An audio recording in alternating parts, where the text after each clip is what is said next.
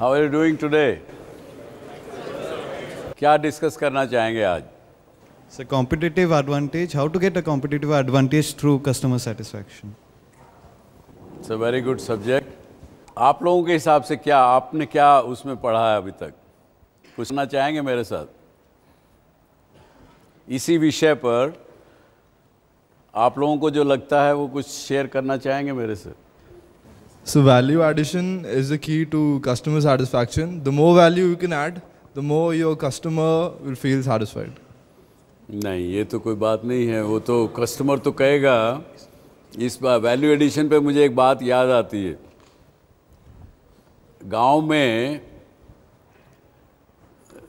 दुकानदार होता है, गांव में किसी ने देखा गांव से कौन है यहाँ? दुकानदार होता है ना जी गांव में, और किसान या वो सामान लेने जाता है उससे। तो एक किसान गया, 8 आने का गुड़ मांगा उसने दुकानदार से, और गलती से 98 उसके साथ चिपक के गुड़ के साथ वापस आ गई। तो किसान कहता है, बोला बनी है ना, फिर भी कुछ कमाया होगा। तो आप वैल्यू एडिशन कितनी भी करिए, आज कंज्यूमर तो चाहता है कि आप उसको डिस्काउंट पर डिस्काउंट देते रहिए, चीज़ें सस्ती देते रहिए। आप अगर कहें वैल्यू फॉर मनी तो बात जमती है। So it's basically how happy is the customer. So I have experience with GoDaddy.com. So इनकी जो आफ्टर सेल सर्विस है वो बहुत ही अमेजिंग है. They solve your problem on a phone very easily and very quickly. So by using GoDaddy.com as making a website builder. So it's very good, and I'll be using more often. Very good. Customer satisfaction, after sales service, yes. Sir, apart from customer satisfaction and product differentiation, I think positioning is also very important, like creating perceptions in the minds of the customer. Creating the right perceptions. So that is also creating the right perception in the mind of the customer could be also one of the things. Yeah, जी. Sir, आजकल की competitive markets में जैसे e commerce sites हमारी आ रही हैं, तो उसमें क्या होता है, अगर आपका प्रोडक्ट सही नहीं भी निकलता तब भी लोग एक एडिक्टेड होते हैं कि उनका टाइम बचता है, तब भी वो उस चीज़ के लिए ज़्यादा मतलब एक प्रेफर करते हैं रादर दैन कोई ऑनलाइन रिटेल मार्केट से या ऑनलाइन रिटेल स्टोर से। So this can be an advantage की मतलब convenience kind of convenience. Yes sir, how can you make the customer feel special? Like जो कंपनीज अपने कस्टमर्स को उनकी एक्सपेक्टेशन से ज़्यादा डिलीवर कर रही हैं, they are making them feel special in some kind of way, then that's वो तो फिर सबको कर रही है ना। स्पेशल फील कब किया जाता है कि आपने मेरे को स्पेशली ट्रीट किया? So like nowadays in some hotels when you are checking in, the staff of the hotel like greets you with your first name or like with your name. So that is like something special. That's a USP. वो सभी को करते हैं that hotel. So that brand is doing something which is different from the other sectors, and they are making their customers feel special. So that is being a competitive advantage होते हैं. Personalized service. Yeah. I think customer service is a very good instrument to bring that differentiation, क्योंकि आजकल ये एक idea आया है कि हमारा जो रिलेशन है कस्टमर के साथ सामान बेचने के बाद ख़त्म नहीं शुरू होता है। तो अगर हम कस्टमर को सेटिस्फाई कर सकते हैं तो ये ना ही कस्टमर हम रिटेन कर रहे हैं, बल्कि दूसरे कस्टमर्स जो कंपटीशन के पास है हम अपना बेस बढ़ा सकते हैं through word of mouth. So this is a very good way to get an advantage over your competition. Good. जो अभी आप सब लोगों ने कहा, और राइटली सो आपने ठीक जवाब दिए, लेकिन कैसे अचीव करेंगे उसको? एक साइकिल क्या है? हाँ जी। So I think by providing full experience and customer delight will help to fetch the customer and giving them the right experience. But how do I delight my customer? Question is cycle. देखिए, product किसी भी company ने कोई भी product निकाला, उसके बाद एक साइकिल शुरू होता है, चाहे वो एडवर्टीजमेंट का है, चाहे उसको प्रोडक्ट को अवेलेबल करने का है, चाहे कुछ है, वो कैसे किया जाए। So first we need to find what the customer actually wants, then only differentiate the product. पहले हमें पता होना चाहिए कस्टमर को चाहिए क्या। अगर हमें ये पता होगा then we can come up with a चलिए, वो तो प्रोडक्ट डिज़ाइन करने की बात हो गई। प्रोडक्ट डिज़ाइन इसी तरह से किया जाता है जो कि हमको पता हो कि इसकी मार्केट में डिमांड है, कंज्यूमर्स हैं। प्रोडक्ट तो डिज़ाइन कर लिया आपने, लेकिन फिर आगे क्या, कैसे करेंगे उसको। ना लेट मी एक्सप्लेन यू, जो मैंने समझा है कस्टमर सेटिस्फैक्शन, एक साइकिल राउंड 360 डिग्रीज। सबसे पहले तो आप प्रोडक्ट डिज़ाइन करते हैं जिसकी कि आप समझते हैं कि डिमांड है मार्केट में, जो पहले एग्जिस्टिंग प्रोडक्ट है उनसे अच्छा प्रोडक्ट हो, उसकी क्वालिटी अच्छी हो, उसकी वैल्यू फॉर मनी हो, और उस प्रकार से देख के कंपैरेटिव एडवांटेज भी, उसमें डिसएडवांटेज भी देखने पड़ते हैं। फिर कौन सा मार्केट सेगमेंट आप अटैक करने वाले हो। अब एक प्रोडक्ट है, आज मान लीजिए इसी को लीजिए, एक ये पानी की बोतल है, अब ये 6 ब्रांड की मिलती है, 8 ब्रांड होंगे और भी लोकल ब्रांड जगह जगह सब जगह है, परंतु एक कंपनी इस बोतल को 20 रुपये का बेचती है, एक 15 रुपये का बेचती है, तीसरी कंपनी 10 रुपये का बेचती है। क्या फ़र्क है? पानी, उसकी पानी की प्योरिटी भी वही है, उसके और पैरामीटर्स भी हेल्थ डिपार्टमेंट्स ने सबने डिफाइन किए हुए हैं। क्यों? इस केस में ब्रांड का डिफरेंशिएशन करते हैं वो लोग। तो उन्होंने अपना एक निश बनाया, अपना एक निश बनाने के लिए उनको पता है कि मैं किस मार्केट सेगमेंट को केटर करूंगा अपने प्रोडक्ट के साथ। तो ये 3-4 चीज़ें जो मैंने बताई, पहले तो प्रोडक्ट डिज़ाइन उस तरीके से हो, दूसरा उसके बाद आपका ब्रांड प्रॉमिस, यानी your advertisement has to be really fulfilling what commitment you are making. तो इसलिए हमने ये पढ़ा कि जो ब्रांड आपका, जो प्रोडक्ट आपका डिलीवर कर सकता हो, उससे ज़्यादा प्रॉमिस आप मत करिए। Be truthful in what you say your brand, your product will deliver. आपका कम्युनिकेशन बड़ा साफ सुथरा, सीधा, सच्चा होना चाहिए। अगर आपने कहा कि साहब ये पानी पी के आपकी एनर्जी आपकी बढ़ जाएगी, अब ये प्रॉमिस आपने कर दिया, लेकिन पानी पिया, मेरी एनर्जी तो नहीं बढ़ी, थका हूँ मैं, सोने की नीयत कर रही है तो नहीं बढ़ा, तो कहूँगा ये तो गलत बात है, एडवर्टीजमेंट गलत है। सो दे से कि be honest in promising what your brand, what your product can deliver. Number 1, design. Number 2, promise of the product. Number 3, availability. Your product should be available at a distance which customer can quickly take or take delivery of. Ease of availability of your product. चाहे वो आप e-commerce के through कर रहे हो तो उस तरह से करें। अगर आपका प्रोडक्ट, बहुत से प्रोडक्ट हैं जो ई-कॉमर्स के थ्रू भी बेचे जा सकते हैं, टेली शॉपिंग की तरफ से भी बेचे जा सकते हैं, या रिटेल के थ्रू बेचे जा सकते हैं। जिस भी रूप में आप बेचना चाहें, आपके प्रोडक्ट की अवेलेबिलिटी कस्टमर के लिए ईजी होनी चाहिए। It should be freely available. आप नहीं तो क्या होगा, अगर आपने मैंने प्रोडक्ट अच्छा किया, आपने उसकी एडवर्टीजमेंट भी कर दी, लेकिन आप ख़रीदना जब कस्टमर चाह रहा है तो वो मिल नहीं रहा है, कहाँ से ढूंढें, कहाँ से जाएं, क्या करें। तो एक बार वो इंक्वायरी करेंगे, 2 बार करेंगे, उसके बाद उसको भूल जाएंगे, क्योंकि तीसरी चीज़ पे चले जाएंगे। तो थर्ड चीज़ availability. Then comes the fourth, कि कस्टमर को उसकी वैल्यू फॉर मनी मिला कि नहीं मिला, जो आपने प्रॉमिस किया था वो उसको मिला कि नहीं मिला। ये कस्टमर को पता लगा, उसको लगा कि हाँ इन्होंने जो कहा था, जैसा कहा था वैसा प्रोडक्ट मुझे आसानी से मिल गया। तो उसके लिए आपको कोई बहुत ज़्यादा, ये जब पहली 3 चीज़ें कर ली, तो ये चौथी चीज़ is a by product of first 3 things. इसके लिए आपको कोई ज़्यादा मेहनत नहीं करनी पड़ेगी, वो कस्टमर डिसाइड करेगा।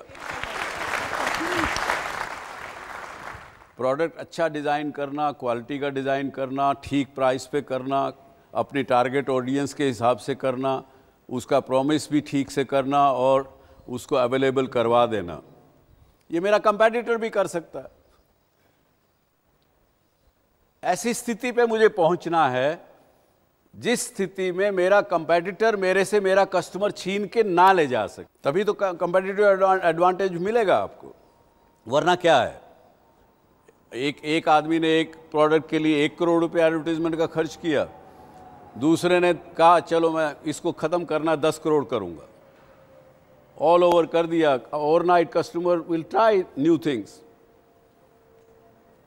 इसीलिए बड़े क्वेश्चन आते हैं मुझे इस शो में कि जी मैं ये काम करना चाहता हूँ या चाहती हूँ, लेकिन बहुत बड़ी कंपनीज़ हैं जो इसी बिज़नेस में है, मैं उनसे कैसे compete कर पाऊँगा? उनके पास तो बड़ी मसल पावर्स हैं, बहुत पैसा है, आप नहीं टिक पाएंगे उनके सामने। Then we go to the following further steps. What can be the 5th step now? What comes to your mind as a management student? दो ही स्टेप और दूर हैं। Just guess what are those 2 next steps? Well, after the customer has used the product, and you're talking that we want to retain the customer vis-a-vis our competitor, so we have to retain him. So how do you retain? So by applying using certain principles such as after-sale services and giving him something extra, some value, some bonuses that will. वो तो मेरा competitor भी कर लेगा भाई. Anybody else? Sir, through continuous product evolvement, अगर मैं एक product दे रहा हूँ उसको नया बनाते रहूँ, जैसे कोई भी लैपटॉप कंपनी हो जाए तो वो नया प्रोडक्ट आप बनाएंगे, वो तो मेरा जब मैंने पहले जो प्रोडक्ट बनाया है, जब तक उसका मैं R&D का डेवलपमेंट का खर्चा नहीं निकाल लूँगा, अनफ क्वांटिटी बेच नहीं लूँगा, तब तक अगर मैं इनोवेट करता जाऊँगा, पैसा और खर्च करता चला जाऊँगा, वायबल नहीं होगा। Sir utility derived by the customer, मतलब अब प्रोडक्ट दे दिया, प्रॉमिस कर दिया, अब आती है यूटिलिटी की वैल्यू फॉर मनी। उसने जितना पैसा खर्च किया है उतनी यूटिलिटी उसने डिराइव की या नहीं की तो फिर वो रिटेन है। थोड़ा सा आउट ऑफ बॉक्स सोचिए सब लोग। Young mind, just think out of box. So taking a proper feedback for your product or services from the customers. You're getting close. She's getting close to what I'm looking for. Once you have given satisfaction to your customer through the 3 things which you did, designing the product, and commitment, proper commitment, honest commitment, and then through making it available, you achieve customer satisfaction. Now, the 5th thing is give and take feedback. Take the customer's feedback and give him, the customer, also the feedback. Be brave. आपको bold होना पड़ेगा. Be brave to even tell your customer about your competitive products. अंधेरे में मत रखिए उसको बताइए, educate करिए कि आपका जो प्रोडक्ट है उसके और कंपीटिंग प्रोडक्ट कौन कौन से हैं, उनके सामने आपका प्रोडक्ट कैसे स्टैंड आउट करता है, उसको सिखाइए, उसको बताइए, एजुकेट कीजिए, उनसे फीडबैक लीजिए। उससे आप थोड़ा बहुत ट्वीक करेंगे अपने प्रोडक्ट को, अपने एडवर्टीजमेंट को, अपने डिलीवरी मैकेनिज्म को। फीडबैक लेंगे तो कोई अगर वीकनेस होगी थोड़ी बहुत, उसको टाइटन करेंगे और उसको आप एजुकेट करेंगे, उसको एम्पावर करेंगे। Empowerment, transferring the empowerment to your customer. Now the customer feels कि यार ये प्रोडक्ट तो बड़ा अच्छा है, ये कंपनी भी बड़ी अच्छी है, इन्होंने मुझे जो प्रॉमिस किया वैसा प्रोडक्ट दिया, डिलीवरी किया। अब मुझे इस प्रोडक्ट के बारे में और ज़्यादा जानकारी है, मैं कह सकता हूँ कि ये प्रोडक्ट और ये अवेलेबल हैं, इनके मुकाबले में ये इनका जो प्रोडक्ट है ये ज़्यादा अच्छा है।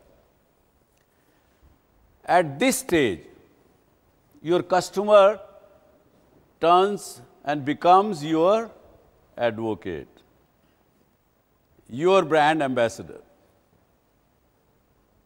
Now he tells 5 other people कि भैया ये ब्रांड का प्रोडक्ट है ना, ये ज़्यादा अच्छा है, तुम अगर दूसरा इस्तेमाल कर रहे हो, मैंने देखा तुम्हारे घर में दूसरा पड़ा था, ये अच्छा नहीं है, ये ट्राई करो. The moment he has become your advocate or your brand ambassador, उसको कोई कंपेटिटर आपका छीन के नहीं ले जा सकता. कुछ जमी बात. That is where you will get the competitive advantage and customer satisfaction.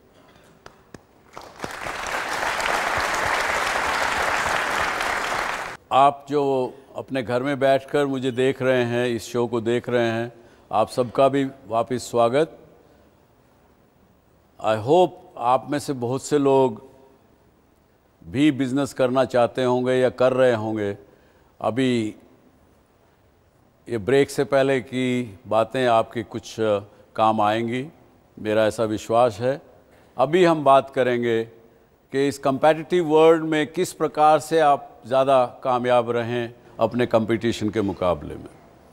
और बहुत बार ये भी प्रश्न होता है कि मैं एक एंटरप्रेन्योर होने के नाते अपने कंपटीटर के साथ, जो कि बहुत बड़ी कंपनी भी हो सकती है, उसके पास पैसा धन ज़्यादा भी हो सकता है, उसके पास रिसोर्सेज ज़्यादा हो सकते हैं, उनके मुकाबले में कैसे कामयाब हूँ, ये आज का विषय इस ब्रेक के बाद का. बताइए, आपको क्या लगता है कि जब आपका कंपेटिटर एक बड़ा गोरिल्ला हो, आपसे ज़्यादा ताकतवर हो, उसके पास रिसोर्सेज भी आपसे ज़्यादा हैं, कैसे आप उसको compete करेंगे?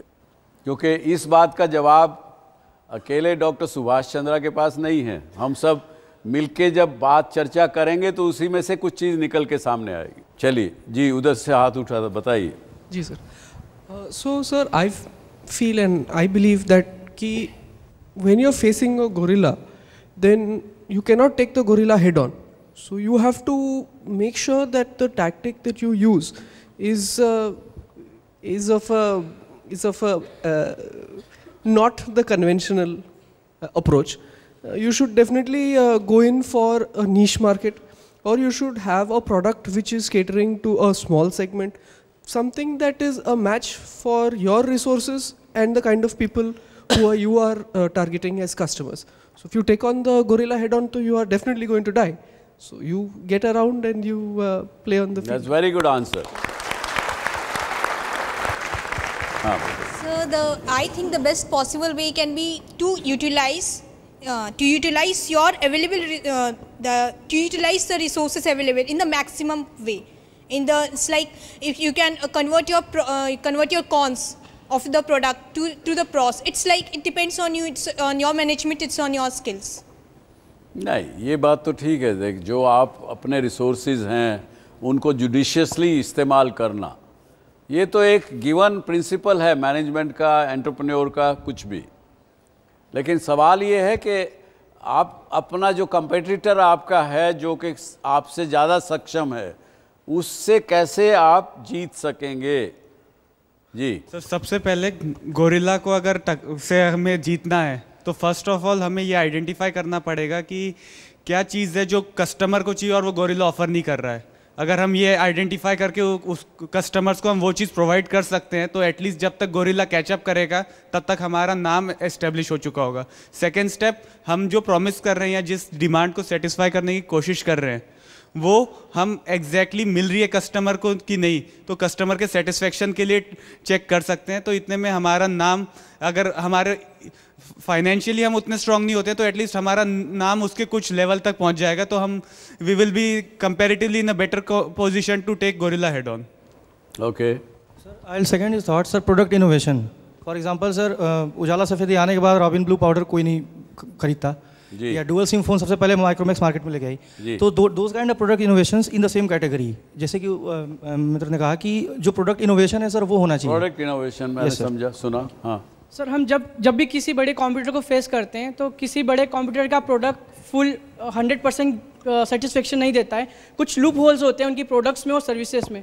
हम आइडेंटिफाई कर लें उस लूप होल्स को और टारगेट करें उस सेगमेंट को, तो it will be give benefit to us. जी बिल्कुल बिल्कुल। Try to make use of that Gorilla. If I am owning a shop and some big bazaar is coming near my shop, the thing is, if I am competing with my own products, the usual stationery products, it won't be worthy. So if I am starting some small sweets and all, I'll be getting a huge market. If I am using that Gorilla in my own way, it will be profitable for me. Good, good. That's also good. Yeah. So I would like to add a perspective on this. Like first of all, you are an underdog and you are going against a gorilla, or else you are a gorilla going against a gorilla who is actually existing in that market. Like IBM went for Xerox in Office copiers but could not defeat it. So playing with the marketing mix with the 4 P's, either you shape your product in a way which relates to your USP, then you can be a gorilla and go against them. And if you are an underdog, like Nirma was in case with Surf Excel, then you can play with the price and then take them on. That's a good analogy, yes. Sir, I think promoting your product, if you are facing a gorilla, will be a big problem for you. So for promoting your product and reaching to the customers, you can try to utilize and you can try to capture one big customer or an event which can promote your product, and so that you can reach more and more customers and you can provide your services there. Yeah. Oh, very good. So to deal with the big players, aggressive strategy is needed. Since the big players have more presence in the market, they can't do door-to-door marketing, but a small player can. So using that technique of having the door-to-door marketing, one can... So you are saying that let me analyze and assess कि मेरे कंपैटिटर की जो मेरे से ज़्यादा शक्तिशाली है उसकी वीकनेस क्या है, उनको मैं पहचानूं, उनको समझूं और अपनी स्ट्रेटजी उस प्रकार से बना के अपना बिजनेस करूं। ये आप लोग आर्टिकुलेट नहीं कर पाए इस ढंग से, लेकिन this is what you meant कि उस आपने भी जो कहना चाहते थे, मैं समझता हूं कि अगर ये समझें कि उसकी वीकनेसेस क्या हैं, हर बिजनेस की, हर आदमी की, हर संस्थान की कुछ ना कुछ स्ट्रेंथ होती है, कुछ वीकनेस होती है। उन वीकनेस को आइडेंटिफाई करें, अपना जो आपका जो स्ट्रैटेजी है आप उस ढंग से बनाएं, जो वो नहीं कर सकते वो आप कर सकते। क्योंकि मैंने आपको पिछले कई सेशन में बताया कि हमने एक पॉलिसी बनाई कि जिस बिज़नेस में अगर हम या तो नंबर 1 ना हो या स्ट्रॉन्ग नंबर 2 ना हो तो हम उससे निकलने का प्रयास करते हैं। क्यों? क्योंकि एक समय के बाद आपकी संस्था ज़्यादा बड़ी हो जाती है, आप ज़्यादा ब्यूरोक्रेटिक हो जाते हैं, आपका रिएक्शन टाइम ज़्यादा होने लगता है। जबकि एक नया एंटरप्रेन्योर छोटी ऑर्गेनाइजेशन लेके 2-4 लोग मिलके कुछ भी डिसरप्शन क्रिएट कर सकते हैं। तीसरी बात आती है disruption. How do you create disruption in your existing, in any product category, in any business? आप डिसरप्शन किस प्रकार से क्रिएट करें? बल्कि हमने तो अपने आप 2 साल पहले हमने खुद की इंटरनल वर्कशॉप की कि मैं अपना बिजनेस किस प्रकार से किल कर सकता हूं, मुझे वो आइडेंटिफाई करना। मेरा बिजनेस कैसे किल किया जा सकता है मेरे अपने द्वारा, वो मैं आइडेंटिफाई करूं। How to kill my own business, ताकि उसमें दूसरा आदमी आके डिसरप्शन ना क्रिएट कर सके। ये तो बड़ा उदाहरण है सबके सामने, वेल नोन है कि Nokia was sitting very pretty with 65% of the market share of the mobile phones, और क्या हुआ उनके साथ। So disruption, creating disruption is another way to take on your competition, चाहे वो बड़ा ही क्यों ना हो।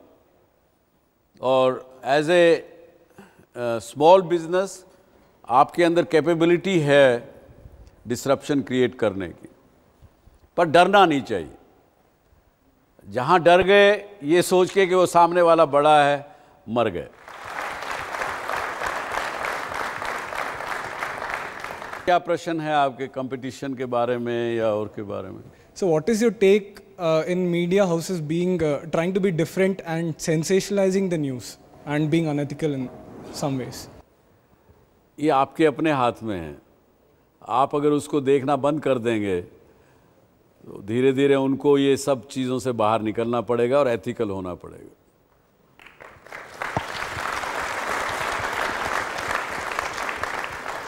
सोचिएगा ज़रा इस बात को, क्योंकि ये जो पर्टिकुलर क्वेश्चन आपने इस इंडस्ट्री का, इस कंटेंट का पूछा ना, इस पे ये एप्लीकेबल हो सकता है। आपको लगता है कि कोई सामने वाला अनएथिकल है, just remote is in your hand, change it. On the other hand, हर एक ये इस प्रकार की चीज़ हो गई कि वन अपमैनशिप आज के दिन में चल रही है। मैं किस प्रकार से कितनी ज़्यादा अटेंशन लोगों की लूँ, क्योंकि आप जो सोचते हैं इसमें इस डबल लोग इस प्रकार के भी हैं अपने देश में व्यूअर, जो कि खुश होते हैं कि एक ताकतवर आदमी को एक जर्नलिस्ट अगर सेंसेशन करने के द्वारा या किसी द्वारा उसको शट अप करवा देता है तो उसको भी लोग कई पसंद करते हैं। दोनों तरह की चीज़ें हैं। अल्टीमेटली एवरीबडी नोज कि कौन क्या सच्चा है और कौन गलत है। अल्टीमेटली ट्रूथ प्रिवेल्स, और ये भी सेंसेशनलाइजेशन ज़्यादा दिन नहीं चलती और नहीं चलेंगी, ऐसा मेरा विश्वास है। सर आपसे पूछना था कि जैसे अगर मैं किसी कंपनी का सीईओ हूँ तो मेरे को पता है कि जो कस्टमर्स हैं वही मेरे को रेवेन्यू जनरेट करके दे रहे हैं। कंपनी स्टैंड ही अपने कस्टमर्स के बेस पे करती है, और जो मेरा कस्टमर्स तक पहुँचने का तरीका क्या है, वो मेरे एम्प्लॉयज़ हैं, जो मेरा वर्कफोर्स है। तो how can I motivate my workforce, क्योंकि वही है जो मेरे को कस्टमर्स के पास लेके जाएंगे और मेरा बिजनेस लेके आएंगे। तो आप जैसे इतनी बड़ी कंपनी है, आपका मतलब कस्टमर से आप रिटेन करते हैं, तो how do you motivate your workforce कि वो कस्टमर से आप कैसे रेवेन्यू जनरेट करें, क्योंकि एक एम्प्लॉय ही है जो आपके लिए रेवेन्यू ला सकता है और कस्टमर से ही ला पाएगा। ये तो HR का क्वेश्चन है आपका, ह्यूमन रिसोर्स डेवलपमेंट का, क्यों ऐसा ही है ना? अब इसके अंदर तो एक पूरा सेशन ही लग जाएगा, लेकिन अगर संक्षिप्त में मैं कहूँ आपको कि आपका एम्प्लॉई या आपका जो फील्ड फोर्स है वो कैसे मोटिवेटेड रहे, उसके लिए आपको एक अच्छा मैनेजर बनना पड़ेगा। मैनेजर से मतलब अगर 2 आदमी भी एम्प्लॉय भी आपके पास हैं, आप उनको ठीक से मैनेज कर रहे हैं कि नहीं कर रहे हैं। आप उनके जब वो अच्छा काम करें तो तुरंत आप उसको अप्रिशिएट कर रहे हैं कि नहीं कर रहे हैं। जब वो काम ठीक नहीं कर रहे तो उनको फीडबैक तुरंत दे रहे हैं कि नहीं दे रहे हैं। ऑनेस्टली फीडबैक दे रहे हैं कि नहीं दे रहे हैं। जितना ज़्यादा आप उनको ऑनेस्टली फीडबैक देंगे, ऑनेस्टली फीडबैक लेंगे, वो एम्प्लॉय मोटिवेटेड रहेगा। जैसे कि हमने पहले इस सेशन में इससे पहले जो बात की कस्टमर की, कस्टमर को आपको फ्रॉम ए सेटिस्फाइड कस्टमर आपको अपना उसको ब्रांड एम्बेसडर बनाने के लिए क्या करना है, जो हमने चर्चा की। इसी प्रकार से एम्प्लॉय भी आपका जो फील्ड फोर्स है उसको ये विश्वास होना चाहिए कि एक तो आप कंपनी जो चला रहे हैं बड़ा एथिकली चला रहे हैं, जो वो बात कर रहा है दूसरे कस्टमर के साथ वो सही कर रहा है, झूठ नहीं बोल रहा है, आप उसके साथ अच्छा और एकदम यानी जेन्युइन व्यवहार कर रहे हैं। उसको चाहे भले ही आप तनख्वाह उसको कम दे रहे हो, वो पैसे की हमने सर्वे करवाया है, पैसे की वजह से एम्प्लॉय मोटिवेटेड नहीं रहता है, बल्कि कुछ सर्वे में तो ऐसा निकल के आया कि अगर आप पैसा ज़्यादा देते हैं एम्प्लॉय को, उनके कैपेबिलिटीज़ से ज़्यादा देते हैं, तो कई बार इनसिक्योरिटी क्रिएट हो जाती।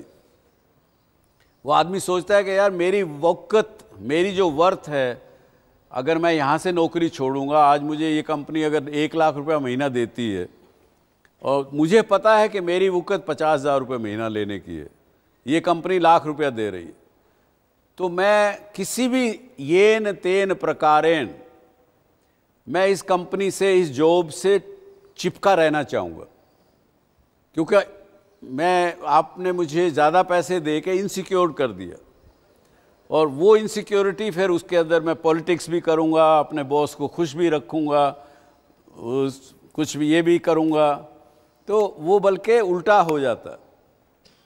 सो to give and take feedback is the right thing.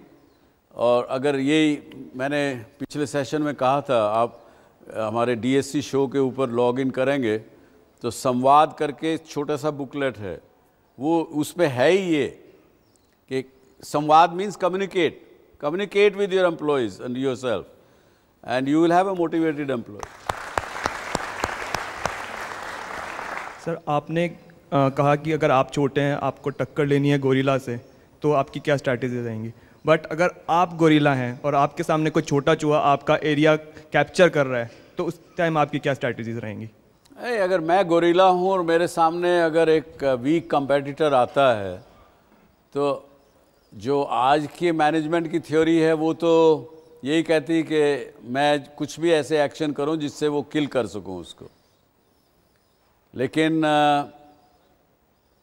Personally मैं ये नहीं सोचूंगा कि वो एक राइट स्ट्रेटजी होगी।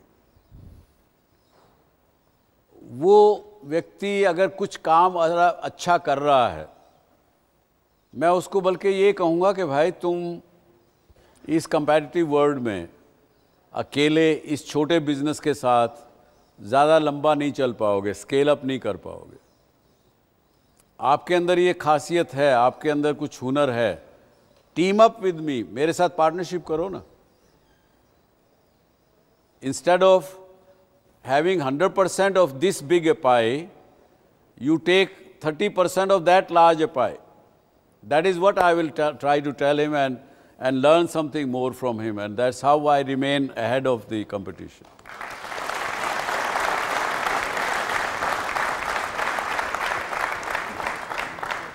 My question is that there's a perception in the country that people with the right contacts can become bigger and bigger in the business. However, a person who is new cannot compete with them due to crony capitalism and aspects such as that. Do you actually see India moving towards a level playing field for each and every individual citizen, similar to countries in Europe and United States in terms of business? एक तो आपको ये perception निकालना पड़ेगा आपके दिमाग से कि यूरोप और अमेरिका में एक लेवल प्लेइंग फील्ड है। और मैं ये कहने की ज़रूरत कर रहा हूँ क्योंकि जबकि ये ओपन शो है और ये एयर पे जाएगा। वहाँ पे नॉन लेवल प्लेइंग फील्ड ज़्यादा है हमारे यहाँ से, नंबर 1। ये अपने तजुर्बे के हिसाब से बता रहा हूँ मैं आपको। अब रहा सवाल कि हिंदुस्तान में ऐसी स्थिति लेवल प्लेइंग फील्ड की होगी कि नहीं होगी। अभी तक नहीं है, ये भी सच है, हमको मानना पड़ेगा। लेकिन इस प्रेजेंट गवर्नमेंट से लोगों को उम्मीदें बहुत हैं कि लेवल प्लेइंग फील्ड मिले लोगों को, और ऐसा हमारे प्रधानमंत्री ने भी कहा है, बार बार कहा है। तो लेकिन चीज़ें अलग होंगी, इसमें कोई दो राय नहीं है। साथ में इतनी चीज़ करने वाली हैं। अगर मैं ये कहता हूँ कि अगर मैं आज इस एज में ना हो के अगर मैं 30 साल यंग होता और आज का वातावरण मुझे मिलता, तो मैं शायद 20-25 बिजनेस और खड़े कर देता। इतने अपॉर्चुनिटी इस देश में करने वाली है। मेरा आजकल आप देख रहे हैं, आजकल एक ट्रेंड आ गया है जहाँ पे जितने भी आपके मीडिया हाउसेस होते हैं, they being owned by corporate proprietors, तो they have several obviously vested interest. So news को ऑथेंटिक, रियल और एथिकल रखने में कितना कॉन्फ्लिक्ट ऑफ इंटरेस्ट आता है, ये मैं आपसे पूछना चाहूँगा।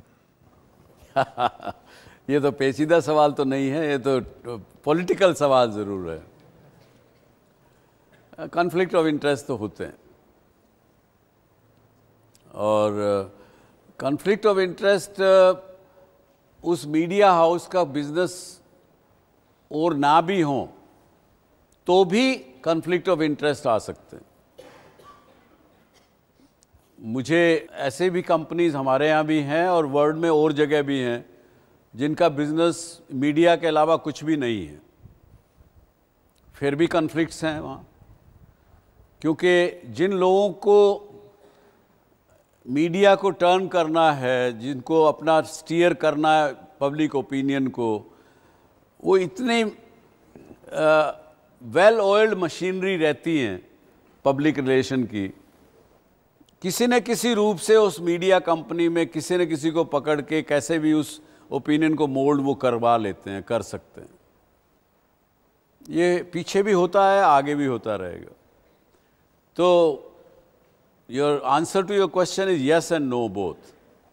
अगर बिजनेस हाउस, दूसरे बिजनेस हाउस ने मीडिया इसीलिए ओन करना चाह रहे हैं कि ताकि वो ओपिनियन अपने फेवर में कर सकें, तो वो एक स्थिति है।